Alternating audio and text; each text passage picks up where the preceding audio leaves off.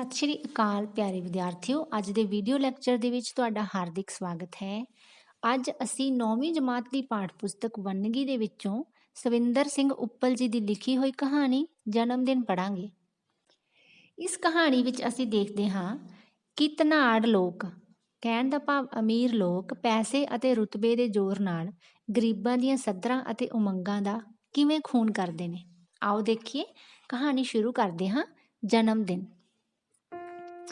ਜਿਉਂ ਹੀ ਜੁਗਲ ਪ੍ਰਸਾਦ ਦੀ 5 ਰੁਪਏ ਤਨਖਾਹ ਵਧੀ, ਉਸ ਆਪਣੇ ਸਭ ਤੋਂ ਛੋਟੇ ਲੜਕੇ ਜੋਤੀ ਨੂੰ ਮੁੱਢ ਤੋਂ ਹੀ ਅੰਗਰੇਜ਼ੀ ਪੜ੍ਹਾਈ ਜਾਣ ਵਾਲੇ ਤੇ ਨਵੀਆਂ ਵਿਦਿਅਕ ਵਿਉਂਤਾਂ ਅਨੁਸਾਰ ਚੱਲ ਰਹੇ ਕਿਸੇ ਸਕੂਲ ਵਿੱਚ ਦਾਖਲ ਕਰਾਉਣ ਦੀ ਚਿਰ ਸੋਚੀ ਸੱਧਰ ਪੂਰੀ ਕਰਨੀ ਚਾਹੀ।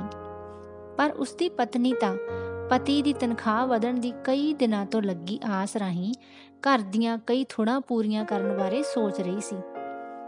ਜੋਤੀ ਨੂੰ ਅਜਿਹੇ ਅੰਗਰੇਜ਼ੀ ਸਕੂਲ ਵਿੱਚ ਦਾਖਲ ਕਰਾਉਣ ਦੀ ਗੱਲ ਸੁਣ ਕੇ ਦੇਵਕੀ ਕੁਝ ਚਿਰ ਲਈ ਸੋਚੀ ਪੈ ਗਈ ਤੇ ਆਖਰ ਆਖੇ ਬਿਨਾਂ ਨਾ ਰਹਿ ਸਕੀ।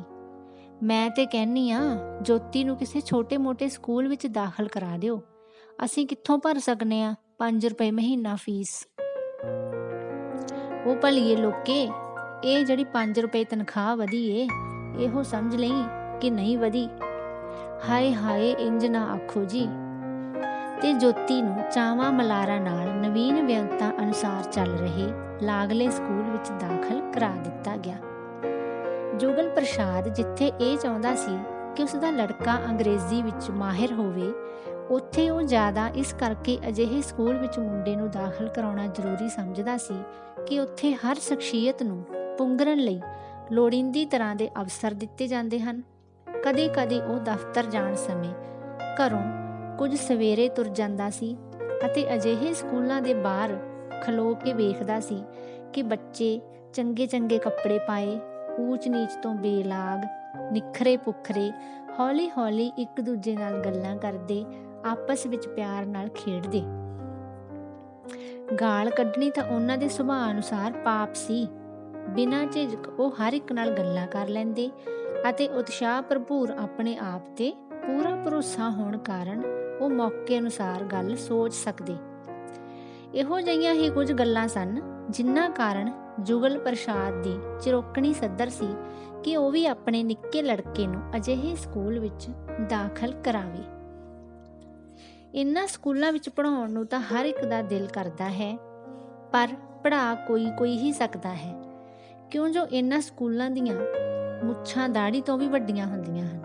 ਭਾਵ ਦਾਖਲਾ, ਵਰਦੀ, ਖੇਡਾਂ ਦੀ ਫੀਸ, ਖਾਣ ਪੀਣ ਦੇ ਪੈਸੇ ਆਦਿ ਕੁਝ ਅਜਿਹੀਆਂ ਰਕਮਾਂ ਹਨ ਜਿਨ੍ਹਾਂ ਨੂੰ ਦੇਣ ਨਾਲ ਹੀ ਆਮ ਮਨੁੱਖ ਦਾ ਤਾਂ ਕਚੂਮਰ ਹੀ ਨਿਕਲ ਜਾਂਦਾ ਹੈ। ਪਰ ਜੁਗਲ ਪ੍ਰਸਾਦ ਇਰਾਦੇ ਦਾ ਬੜਾ ਪੱਕਾ ਸੀ। ਇਸ ਕਰਕੇ ਉਸ ਇੱਧਰੋਂ ਮੰਗ ਤੰਗ ਕੇ ਬੜੀ ਮੁਸ਼ਕਿਲ ਨਾਲ ਇਕੱਠੇ ਕੀਤੇ 40 ਰੁਪਏ ਦੇਣ ਵੇਲੇ ਜ਼ਰਾ ਵੀ ਚੂੰ ਨਾ ਕੀਤੀ। ਮੁੰਡੇ ਨੂੰ ਸਕੂਲ ਵਿੱਚ ਦਾਖਲ ਕਰਾ ਕੇ ਉਹ ਬਹੁਤ ਖੁਸ਼ ਹੋਇਆ। ਅੱਜ ਉਹ ਮਾਣ ਨਾਲ ਟੁਰ ਰਿਹਾ ਸੀ। ਉਹ ਸੋਚਦਾ, ਜੋਤੀ ਇਹੋ ਜਿਹੇ ਨਿੱਖਰੇ ਤੇ ਸਾਫ਼ ਵਾਤਾਵਰਨ ਵਿੱਚ ਪੜ੍ਹ ਕੇ ਬਹੁਤ ਲਾਇਕ ਬਣੇਗਾ। ਆਜ਼ਾਦ ਭਾਰਤ ਦਾ ਉਹ ਇੱਕ ਬਹੁਤ ਵੱਡਾ ਤੇ ਚੰਗਾ ਅਫਸਰ ਬਣ ਜਾਵੇਗਾ। ਸਾਡੇ ਉੱਠ ਰਹੇ ਭਾਰਤ ਨੂੰ ਅਜਿਹੇ ਅਫਸਰਾਂ ਦੀ ਸਖਤ ਲੋੜ ਹੈ। ਸਾਡੇ ਭਾਰਤ ਲਈ ਜੋਤੀ ਜੋਤ ਬਣ ਕੇ ਵਿਖਾਵੇਗਾ। ਜੋਤੀ ਜਿੱਥੇ ਲਾਇਕ ਸੀ, ਉੱਥੇ ਸੋਹਣਾ ਵੀ ਬਹੁਤ ਸੀ। ਉਸਦੀ ਉਸਤਾਨੀ ਸਾਫ਼ ਤੇ ਚਿੱਟੇ ਕੱਪੜਿਆਂ ਵਿੱਚ ਚਮਕੇ ਉਸਦੇ ਰੂਪ ਸੁੰਦਰ ਨਕਸ਼ਾਂ ਨੂੰ ਵੇਖ ਕੇ ਪਿਆਰ ਕੀਤੇ ਬਿਨਾਂ ਨਾ ਰਹਿ ਸਕਦੀ। ਉਹ ਉਸਦਾ ਉਚੇਚਾ ਧਿਆਨ ਰੱਖਦੀ। ਮਹੀਨੇ ਪਿੱਛੋਂ ਜਦ ਉਸਦਾ ਇਮਤਿਹਾਨ ਹੋਇਆ ਤਾਂ ਜੋਤੀ ਸਾਰੇ ਜਮਾਤੀਆਂ ਤੋਂ ਹਰ ਗੱਲ ਵਿੱਚ ਅੱਗੇ ਸੀ। ਉਸਦੀ ਪ੍ਰਿੰਸੀਪਲ ਨੇ ਰਿਪੋਰਟ ਵਿੱਚ ਖੁਸ਼ੀ ਪ੍ਰਗਟ ਕਰਨ ਦੇ ਨਾਲ-ਨਾਲ ਜੁਗਲ ਪ੍ਰਸਾਦ ਨੂੰ ਅਜਿਹੇ ਕਾਬਲ ਤੇ ਲਾਇਕ ਪੁੱਤਰ ਦਾ ਪਿਓ ਹੋਣ ਕਾਰਨ ਵਧਾਈ ਘੱਲੀ। ਹੁਣ ਤਾਂ ਜੁਗਲ ਪ੍ਰਸਾਦ ਆਪਣੇ ਵਰਗਾ ਖੁਸ਼ਕਿਸਮਤ ਪਿਓ ਕਿਸੇ ਨੂੰ ਸਮਝਦਾ ਹੀ ਨਹੀਂ ਸੀ। ਦਫ਼ਤਰ ਵਿੱਚ ਉਹ ਆਪਣੇ ਕਲਰਕ ਸਾਥੀਆਂ ਨਾਲ ਜੋਤੀ ਦੀ ਲਿਆਕਤ ਬਾਰੇ ਬੜੀਆਂ ਗੱਲਾਂ ਕਰਦਾ ਅਤੇ ਘਰ ਵਿੱਚ ਬਾਕੀ ਦੇ ਧੀਆਂ ਪੁੱਤਰਾਂ ਨੂੰ ਜੋਤੀ ਵਰਗਾ ਲਾਇਕ ਬਣਨ ਦੀ ਪ੍ਰੇਰਨਾ ਦਿੰਦਾ। ਦੇਵਕੀ ਨੂੰ ਕਈ ਵਾਰੀ ਕਹਿੰਦਾ, ਮੈਂ ਕਹਿੰਦਾ ਨਹੀਂ ਸੀ ਹੁੰਦਾ ਕਿ ਜੋਤੀ ਸਾਰੇ ਖਾਨਦਾਨ ਦਾ ਨਾਂ ਰੌਸ਼ਨ ਕਰੇਗਾ। ਇਹ ਗੱਲ ਸੁਣ ਕੇ ਉਸਦੀ ਪਤਨੀ ਦੇਵਕੀ ਵੀ ਆਪਣੇ ਆਪ ਉੱਤੇ ਦਿਲ ਹੀ ਦਿਲ ਇਸ ਗੱਲ ਦਾ ਮਾਣ ਕਰਦੀ ਕਿ ਆਖਰ ਇਹੋ ਜਿਹਾ ਲਾਇਕ ਪੁੱਤਰ ਜੰਮਿਆ ਤਾਂ ਮੈਂ ਹੀ ਹੈ ਨਾ। ਹਾਲਾਂ 6 ਮਹੀਨੇ ਹੀ ਲੰਘੇ ਸਨ ਕਿ ਇੱਕ ਦਿਨ ਜੋਤੀ ਦੀ ਪ੍ਰਿੰਸੀਪਲ ਦੀ ਇੱਕ ਚਿੱਠੀ ਲੈ ਕੇ ਆਇਆ ਜੋਤੀ। ਜੁਗਲ ਪ੍ਰਸਾਦ ਉਸਨੂੰ ਪੜ੍ਹਦਿਆਂ ਹੀ ਖਿੜ ਗਿਆ। ਮੈਂ ਕਿਹਾ, ਸੁਣਦੀ ਏ ਜੋਤੀ ਦੀ ਮਾਂ, ਐ ਵੇਖੋ। ਤੇ ਉਹ ਜੋਤੀ ਨੂੰ ਚੱਕ ਕੇ ਰਸੋਈ ਵਿੱਚ ਲੈ ਗਿਆ। ਉਹ ਜੋਤੀ ਨੂੰ ਪਿਆਰ ਤੇ ਪਿਆਰ ਦੇਈ ਜਾ ਰਿਹਾ ਸੀ। ਮੈਂ ਕਿਹਾ, ਜੀ ਗੱਲ ਤੇ ਦੱਸੋ, ਇਤਨੇ ਖੁਸ਼ ਹੋਏ ਪਏ ਹੋ। ਦੇਵਕੀ ਵੀ ਇਹ ਗੱਲ ਜਾਣ ਕੇ ਇਸ ਖੁਸ਼ੀ ਵਿੱਚ ਛੇਤੀ ਤੋਂ ਛੇਤੀ ਸ਼ਰੀਕ ਹੋਣਾ ਚਾਹੁੰਦੀ ਸੀ।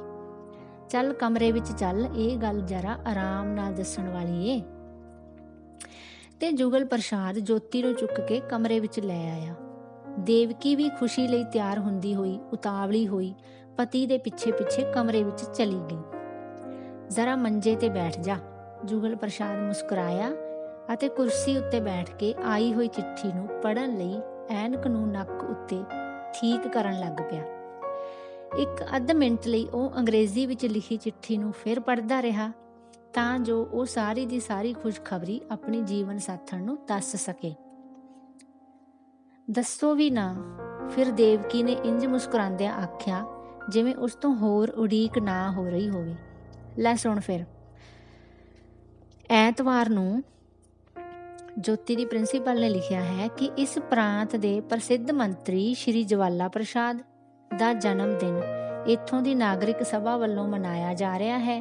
ਸ਼ਹਿਰ ਦੇ 94 ਸਕੂਲਾਂ ਦੇ 2 ਲਾਇਕ ਵਿਦਿਆਰਥੀਆਂ ਨੂੰ ਇਸ ਮੌਕੇ ਉੱਤੇ ਮੰਤਰੀ ਜੀ ਮਿਲਣਾ ਪਸੰਦ ਕਰਨਗੇ। KG ਜਮਾਤ ਵਿੱਚੋਂ ਸਾਡੇ ਜੋਤੀ ਨੂੰ ਵੀ ਚੁਣਿਆ ਗਿਆ ਹੈ। ਇਹ ਉਹਨਾਂ ਨੂੰ ਹਾਰ ਪਾਵੇਗਾ। ਇਹ ਸੁਣਦਿਆਂ ਸਾਰ ਦੇਵਕੀ ਨੇ ਉੱਠ ਕੇ ਜੋਤੀ ਨੂੰ ਆਪਣੀ ਗੋਦੀ ਵਿੱਚ ਲੈ ਲਿਆ। ਇਹ ਮੇਰਾ ਲਾਲ ਜਾਵੇਗਾ ਐਡੇ ਵੱਡੇ ਮੰਤਰੀ ਦੇ ਕੋਲ, ਮੈਂ ਸਦਕੇ ਜਾਵਾਂ। ਫਿਰ ਘੁੱਟ ਕੇ ਜੋਤੀ ਨੂੰ ਆਪਣੀ ਛਾਤੀ ਨਾਲ ਲਾ ਲਿਆ। ਪਤਨੀ ਨੂੰ ਖੁਸ਼ ਹੁੰਦਿਆਂ ਵੇਖ ਕੇ ਜੁਗਲ ਪ੍ਰਸਾਦ ਹੋਰ ਗਦਗਦ ਹੋ ਗਿਆ। ਜੋਤੀ ਨੇ ਅੱਜ ਉਸਦੀ ਗੱਲ ਰੱਖ ਵਿਖਾਈ ਸੀ। ਫਿਰ ਉਸਨੇ ਅੱਖਾਂ ਮੀਟ ਲਈਆਂ, ਪਰ ਝੱਟ ਹੀ ਅੱਖਾਂ ਖੋਲ ਕੇ ਉਸਨੇ ਦੇਵਕੀ ਨੂੰ ਆਖਿਆ, ਹਾਂ ਸੱਚ, ਮੈਂ ਤਾਂ ਤੈਨੂੰ ਦੱਸਣਾ ਹੀ ਭੁੱਲ ਗਿਆ ਕਿ ਜੋਤੀ ਲਈ ਕੁਝ ਖਾਸ ਤਰ੍ਹਾਂ ਦੇ ਕੱਪੜੇ ਤਿਆਰ ਕਰਨੇ ਪੈਣਗੇ। ਫਿਰ ਐਨਕ ਠੀਕ ਕਰਕੇ ਚਿੱਠੀ ਨੂੰ ਪੜ੍ਹਦਿਆਂ ਬੋਲਿਆ, ਚਿੱਟੀ ਕਮੀਜ਼, ਚਿੱਟੀ ਨਿੱਕਰ, ਚਿੱਟੀਆਂ ਜੁਰਾਬਾਂ ਤੇ ਇੱਕ ਸੁਨਹਿਰੀ ਹਾਰ।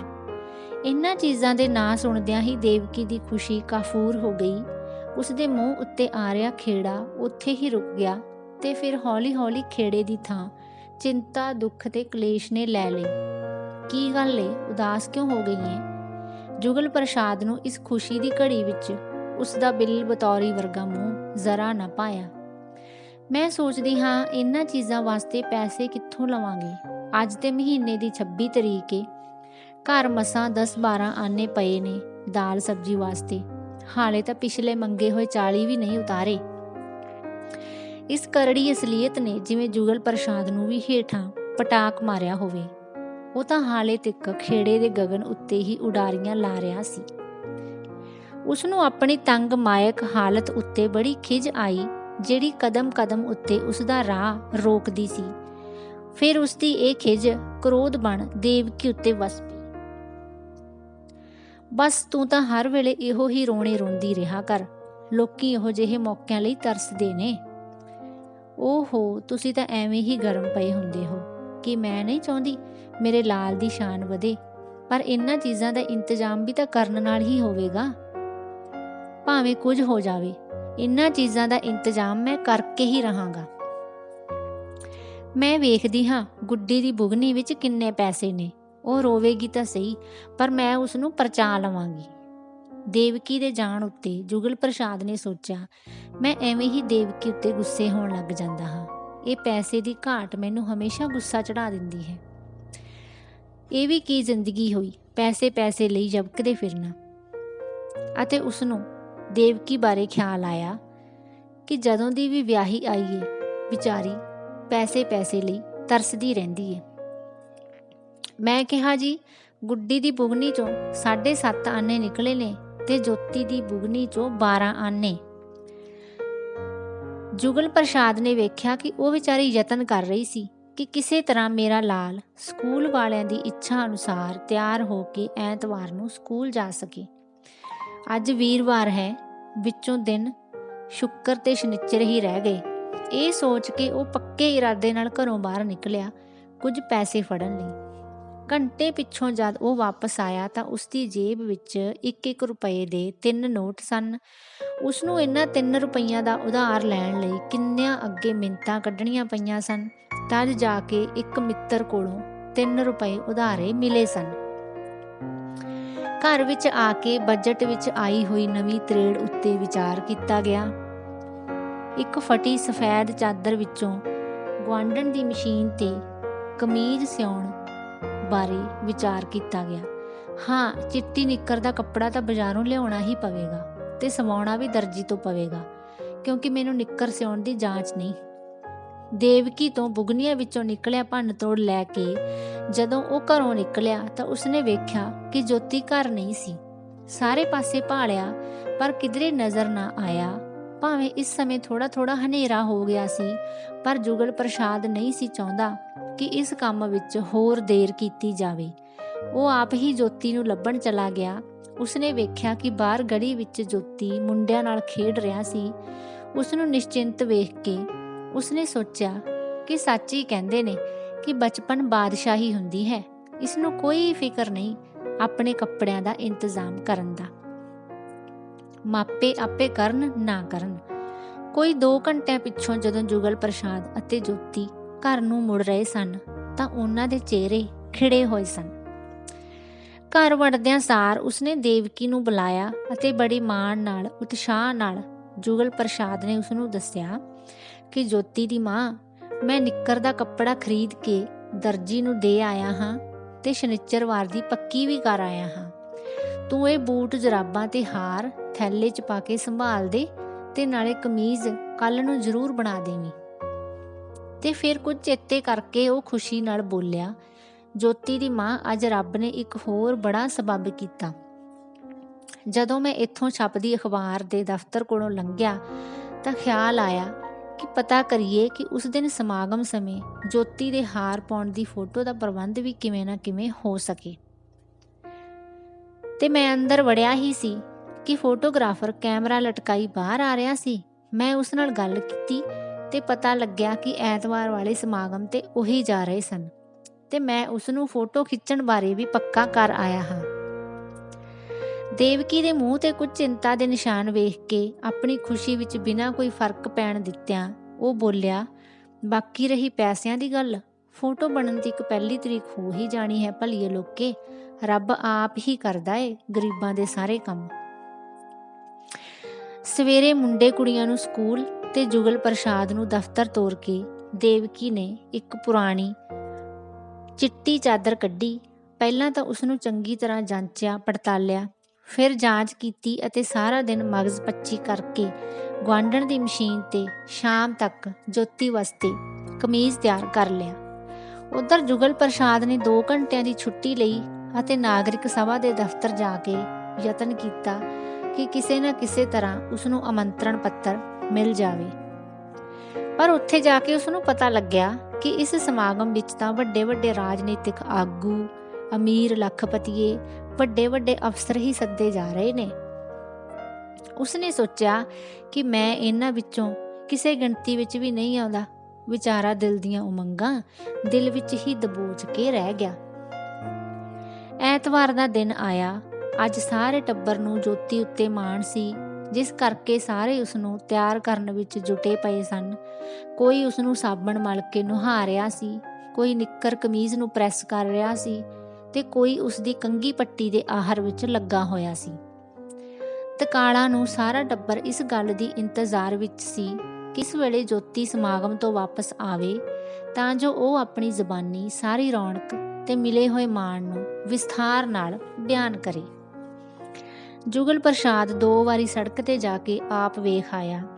ਬੱਚਿਆਂ ਨੂੰ ਵੇਖਣ ਲਈ ਸੜਕ ਤੇ ਭੇਜਣ ਦਾ ਤਾਂ ਕੋਈ ਅੰਤ ਹੀ ਨਹੀਂ ਸੀ। ਅਖੀਰ ਉਸਨੇ ਦੂਰੋਂ ਵੇਖਿਆ ਕਿ ਉਸਦੀ ਪ੍ਰਿੰਸੀਪਲ ਜੋਤੀ ਨੂੰ ਆਪ ਨਾਲ ਲਿਆ ਰਹੀ ਸੀ। ਇਹ ਨਜ਼ਾਰਾ ਤੱਕ ਕੇ ਜੁਗਲ ਪ੍ਰਸਾਦ ਦੀ ਖੁਸ਼ੀ ਦਾ ਕੋਈ ਅੰਤ ਨਾ ਰਿਹਾ। ਦੇਵਕੀ ਦਾ ਧਿਆਨ ਉਸ ਪਾਸੇ ਵੱਲ ਖਿੱਚਦਿਆਂ ਉਹ ਗਦਗਦ ਹੋ ਕੇ ਬੋਲਿਆ, ਆਖਰ ਸਾਰੇ ਸਕੂਲ ਦਾ ਲਾਇਕ ਬੱਚਾ ਜੋ ਹੋਇਆ, ਪ੍ਰਿੰਸੀਪਲ ਵੀ ਇਸ ਨਾਲ ਆਉਣਾ ਫਖਰ ਸਮਝਦੀ ਏ। ਉਹ ਵੇਖ, ਉਹ ਘੜੀ ਮੁੜੀ ਜੋਤੀ ਵੱਲ ਵੇਖ ਰਿਹਾ ਸੀ। ਦੇਵਕੀ ਹੋਰ ਬੱਚਿਆਂ ਨੂੰ ਵੀ ਇਸ ਖੁਸ਼ੀ ਦੇ ਨਜ਼ਾਰੇ ਨੂੰ ਦੇਖਣ ਦਾ ਮੌਕਾ ਦੇਣ ਲਈ ਅੰਦਰ ਚਲੀ ਗਈ। ਪਰ ਨੇੜੇ ਆਉਣ ਤੇ ਜੁਗਲ ਪ੍ਰਸਾਦ ਨੇ ਵੇਖਿਆ ਜੋਤੀ ਡਸਕੋਰੇ ਭਰ ਰਿਹਾ ਸੀ, ਰੋ ਰਿਹਾ ਸੀ। ਇਹ ਵੇਖ ਕੇ ਜੁਗਲ ਪ੍ਰਸਾਦ ਹੱਕਾ ਬੱਕਾ ਰਹਿ ਗਿਆ। ਉਹ ਇਸ ਗੱਲ ਦੀ ਸਮਝ ਉਸਨੂੰ ਨਹੀਂ ਸੀ ਆ ਰਹੀ। ਆਉਂਦਿਆਂ ਸਾਰ ਪ੍ਰਿੰਸੀਪਲ ਨੇ ਆਖਣਾ ਸ਼ੁਰੂ ਕਰ ਦਿੱਤਾ, ਮਿਸਟਰ ਜੁਗਲ ਪ੍ਰਸਾਦ, ਮੈਨੂੰ ਬਹੁਤ ਅਫਸੋਸ ਹੈ ਕਿ ਆਪ ਜੀ ਦੇ ਸਪੁੱਤਰ ਜੋਤੀ ਨੂੰ ਹਾਰ ਪਹਿਨਾਉਣ ਦਾ ਮਾਣ ਨਹੀਂ ਮਿਲ ਸਕਿਆ, ਕਿਉਂਕਿ ਸੇਠ ਲਖਪਤ ਰਾਏ ਨੇ ਜੋਤੀ ਦੀ ਥਾਂ ਆਪਣੇ ਪੁੱਤਰ ਦਾ ਨਾਂ ਲਿਖਵਾ ਦਿੱਤਾ ਸੀ। ਮੈਂ ਤਾਂ ਉਸਦੀ ਇੱਕ ਨਾ ਸੁਣਦੀ, ਪਰ ਉਸਨੇ ਸਾਡੇ ਚੇਅਰਮੈਨ ਨੂੰ ਆਖ ਕੇ ਇਹ ਕੰਮ ਕਰਵਾ ਲਿਆ। ਤੁਸੀਂ ਜਾਣਦੇ ਹੋ ਕਿ ਮੈਂ ਤਾਂ ਇੱਕ ਮੁਲਾਜ਼ਮ ਹਾਂ। ਇਹ ਸਾਰਾ ਕੁਝ ਜੋਤੀ ਦੀ ਪ੍ਰਿੰਸੀਪਲ ਇੱਕੋ ਸਾਹ ਵਿੱਚ ਕਹਿ ਕੇ ਚੱਲਦੀ ਬਣੀ, ਜਿਵੇਂ ਕੋਈ ਮੁਸਾਫਰ ਆਉਣ ਵਾਲੇ ਤੂਫਾਨ ਦੀ ਮਾਰ ਤੋਂ ਬਚਣ ਲਈ ਖਿਸਕ ਜਾਂਦਾ ਹੈ। ਜੁਗਲ ਪ੍ਰਸਾਦ ਲਈ ਜਿਵੇਂ ਕੜ ਪਾਟ ਗਿਆ ਹੋਵੇ। ਉਸਨੂੰ ਆਪਣੇ ਪੈਰਾਂ ਹੇਠੋਂ ਜ਼ਮੀਨ ਨਿਕਲਦੀ ਜਾਪੀ। ਉਹ ਉੱਥੇ ਦਾ ਉੱਥੇ ਹੀ ਖਲੋਤਾ ਰਹਿ ਗਿਆ। ਉਸਨੇ ਇੰਜ ਮਹਿਸੂਸ ਕੀਤਾ ਜਿਵੇਂ ਕਿਸੇ ਮੋਟੀ ਗੋਗੜ ਵਾਲੇ ਨੇ ਉਸਦੇ ਅੰਦਰ ਪੈਟਰੋਲ ਛਿੜਕਣ ਪਿੱਛੋਂ ਤੀਲੀ ਬਾਲ ਕੇ ਉਸਦੀਆਂ ਸੱਧਰਾਂ ਤੇ ਉਮੰਗਾਂ ਨੂੰ ਫੂਕ ਦਿੱਤਾ ਹੋਵੇ। ਉਸ ਅੱਗ ਦਾ ਲਾਂਬੂ ਉਸਦੇ ਰੋਮ ਰੋਮ ਵਿੱਚੋਂ ਨਿਕਲ ਕੇ ਉਸਨੂੰ ਸਾੜ ਰਿਹਾ ਹੋਵੇ। ਅਚਾਨਕ ਉਸਦੀਆਂ ਅੱਖਾਂ ਵਿੱਚੋਂ ਲਹੂ ਨਿਕਲ ਆਇਆ ਅਤੇ ਉਹ ਦ੍ਰਿੜਤਾ ਨਾਲ ਕੜਕਿਆ, ਅੱਜ ਉਸ ਮੰਤਰੀ ਦਾ ਜਨਮ ਦਿਨ ਨਹੀਂ, ਅੱਜ ਮੇਰਾ ਜਨਮ ਦਿਨ ਏ। ਮੇਰੀ ਜੁਰਤ ਤੇ ਦਲੇਰੀ ਦਾ ਜਨਮ ਦਿਨ ਏ। ਮੈਂ ਵੇਖਾਂਗਾ ਕਿਵੇਂ ਕੋਈ ਗਰੀਬਾਂ ਦੀਆਂ ਸੱਧਰਾਂ ਤੇ ਉਮੰਗਾਂ ਨੂੰ ਲਿਤਾੜਨ ਦੀ ਜੁਰਤ ਕਰੇਗਾ। ਬਾਹਰ ਆ ਕੇ ਦੇਵਕੀ ਤੇ ਹੋਰ ਬੱਚਿਆਂ ਨੇ ਜੋਤੀ ਨੂੰ ਡਸਕੋਰੇ ਭਰਦਿਆਂ ਅਤੇ ਜੁਗਲ ਪ੍ਰਸਾਦ ਨੂੰ ਜੋਸ਼ ਅਤੇ ਗੁੱਸੇ ਵਿੱਚ ਭੜਕਦਿਆਂ ਹੋਇਆਂ ਵੇਖਿਆ, ਤਾਂ ਉਹਨਾਂ ਦੀਆਂ ਅੱਖਾਂ ਅੱਡੀਆਂ ਦੀਆਂ ਅੱਡੀਆਂ ਹੀ ਰਹਿ ਗਈਆਂ। ਪਿਆਰੇ ਬੱਚਿਓ, ਇਹ ਤਾਂ ਸੀ ਕਹਾਣੀ ਜਨਮ ਦਿਨ। ਉਮੀਦ ਹੈ ਕਿ ਤੁਹਾਨੂੰ ਪਸੰਦ ਆਈ ਹੋਵੇਗੀ। ਬਹੁਤ ਬਹੁਤ ਧੰਨਵਾਦ।